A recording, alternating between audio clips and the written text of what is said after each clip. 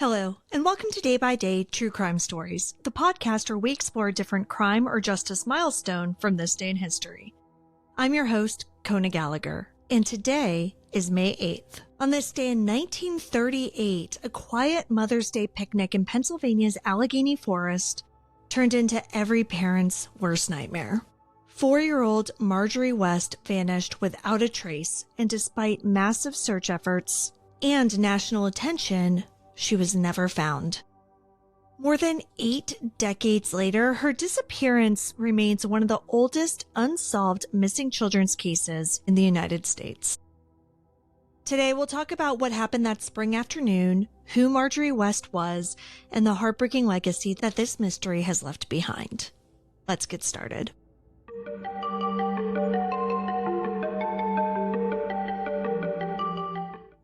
Marjorie West was born on June 2, 1933 in Bradford, Pennsylvania, a small town tucked into the rolling hills of the state's northern oil country. She was the youngest of 3 children, and her parents, Shirley and Cecilia, raised their children, Dorothea, Alan, and Marjorie, in a modest home located at 5 Cornyn Street. Shirley worked as an assistant engineer for Kendall Refining Company, which helped keep the family afloat during the Great Depression. The Wests were considered a respectable family in Bradford, and they were well-liked and active in the community. People who knew Marjorie described her as lively and charming. She was one of those kids that just made an impression whenever she came into a room. With curly red hair, bright blue eyes, and freckles across her cheeks, she was often compared to Shirley Temple, both in looks and personality. When she disappeared, Marjorie was wearing a blue dress under a navy blue coat with a pink-trimmed collar and patent leather shoes. That image of her would later be shared across newspapers nationwide. Sunday, May 8, 1938, was Mother's Day, and the Wests attended church together that morning. Afterward, they drove about 13 miles along Highway 219 to enjoy a family picnic in a clearing in the Allegheny Forest near a small town called Marshburg. With them were family friends Mr. and Mrs. Lloyd Ackerland. At some point in the afternoon, around 3 p.m., Marjorie and her older sister Dorothea decided to go pick wildflowers for their mom. It was a sweet, thoughtful gesture for Mother's Day.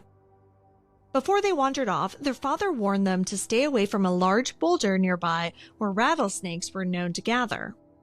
Dorothea returned shortly after with a bouquet, but when she came back to the spot where she'd left her sister, Marjorie was gone.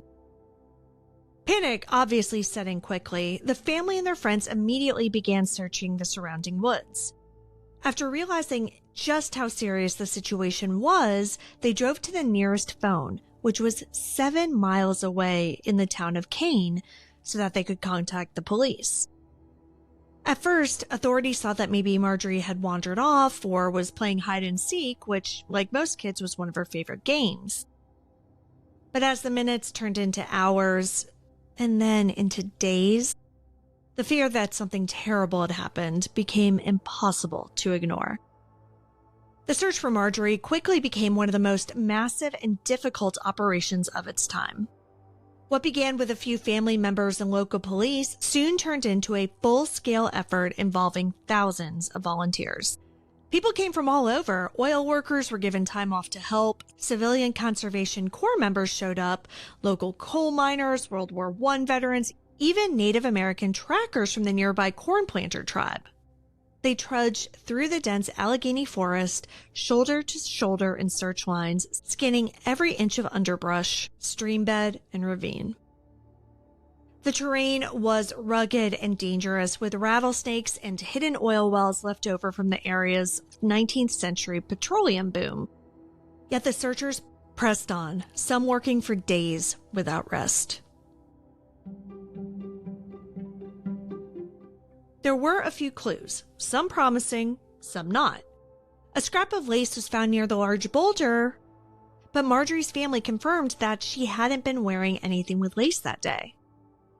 A freshly dug hole in the woods turned out to be a cask of homemade cherry wine that had been buried by locals. Bloodhounds brought in from New York did pick up a scent trail. It led a half mile up a mountainside to a patch of violets and what looked like a child's shoe print. But the trail ended at a remote cabin with no sign of Marjorie. Weeks passed, then months.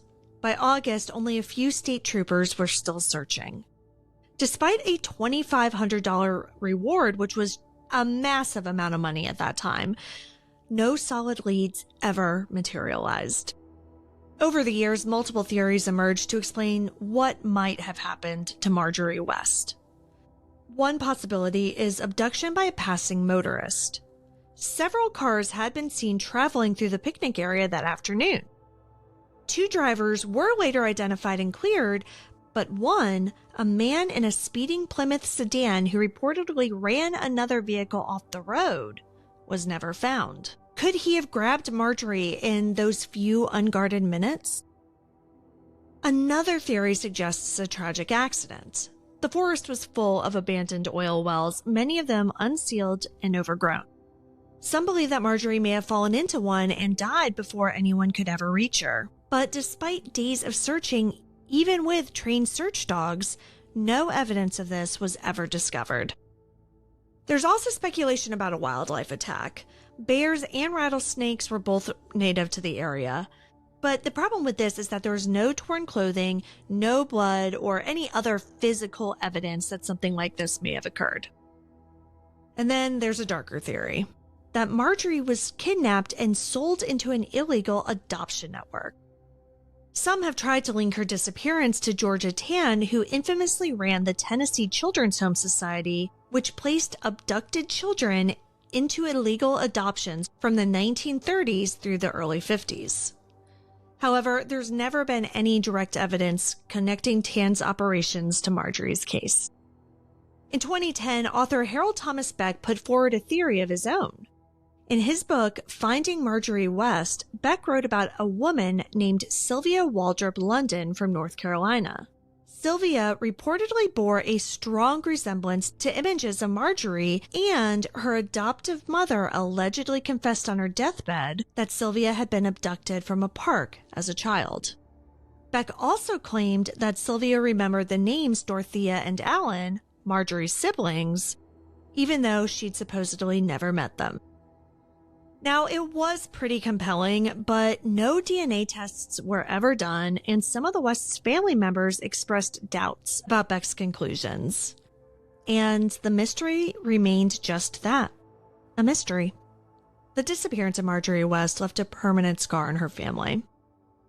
Her father, Shirley, reportedly stayed out of the forest for an entire week after her disappearance, searching until exhaustion set in. Her mother, Cecilia, overcome with grief, could hardly speak on Marjorie's 5th birthday just a month later. The case became national news. People across the country were captivated by the heartbreaking story of a child who vanished in the blink of an eye. But even as years turned into decades, no new leads ever brought her home. Still, Bradford never forgot her. In 2018, on the 80th anniversary of Marjorie's disappearance, local media revisited her story, reminding residents and readers alike that this was more than just a cold case. It was a tragedy that had shaped an entire community. Marjorie West is still listed as missing by the National Center for Missing and Exploited Children. Her case continues to be discussed in articles and on shows just like this one, in the hope that someday, somehow, the truth will come to light. Thank you for joining me on today's episode of Day by Day True Crime Stories. If you found Marjorie's story compelling, please subscribe, rate, and review this podcast. It'll help us grow. And be sure to join us again tomorrow as we explore another significant event in true crime history. Until then, stay safe and remember that behind every headline is a life worth remembering. Day by Day True Crime Stories is a Little Monster production. Hey, you can do it!